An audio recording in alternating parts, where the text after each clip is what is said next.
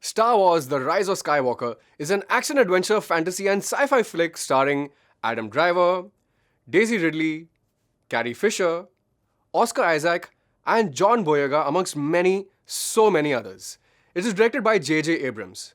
By the way, this is a spoiler-free review, which is why I can't get into too many details. And I'm sure you probably know by now that this is the last chapter in the Skywalker line of stories in the Star Wars franchise. The Rise of Skywalker follows the events of the extremely polarizing The Last Jedi. We are back again with Rey, played by Daisy Ridley, Poe Dameron, played by Oscar Isaac, and Finn, played by John Boyega, as they battle Kylo Ren, played by Adam Driver, and the First Order. Alright, going into this film, I was very skeptical of how the ending would be handled.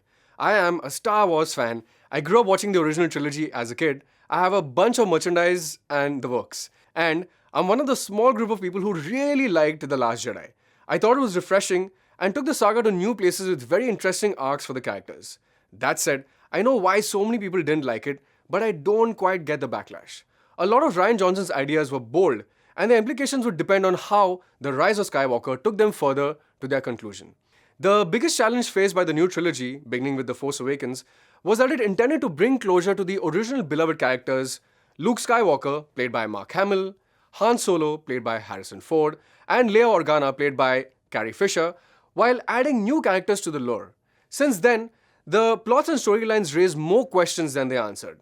This film has the task of answering them and doing justice to its passionate fans while setting up potential new storylines for the future. Simultaneously, it was expected to pay homage to a mythology that began 42 years ago.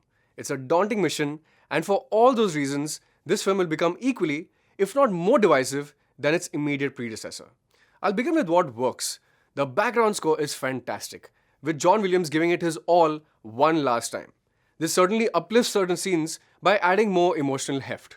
Similarly, the technical departments fire on all cylinders with some gorgeous set design, vivid cinematography, and a stunning combination of visual and practical effects. The film's plot and storyline move quickly with a lot of ground to cover.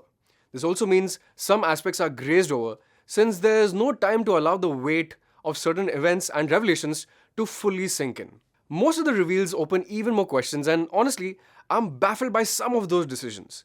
The setup feels rushed and mostly course-corrected based on audience reaction to The Last Jedi, and I think that's extremely unfortunate. J.J. Abrams definitely wants to play safe here, and it becomes painfully obvious at points. A lot of the narrative hinges on Kylo Ren and Rey.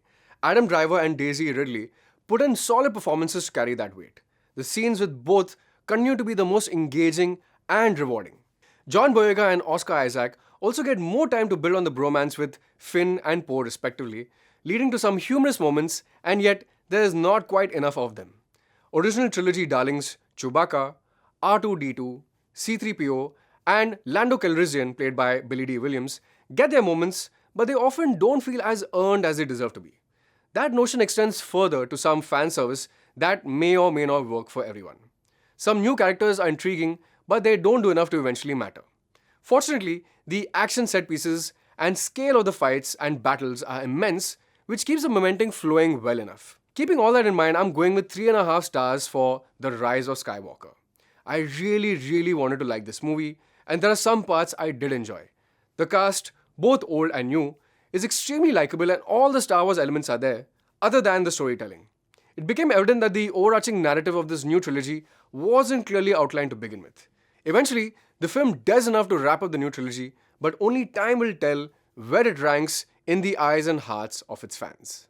Guys, thanks so much for watching this review. For more film reviews, interviews, and box office stories, keep watching, because if it's entertainment, you'll find it here on ENOW.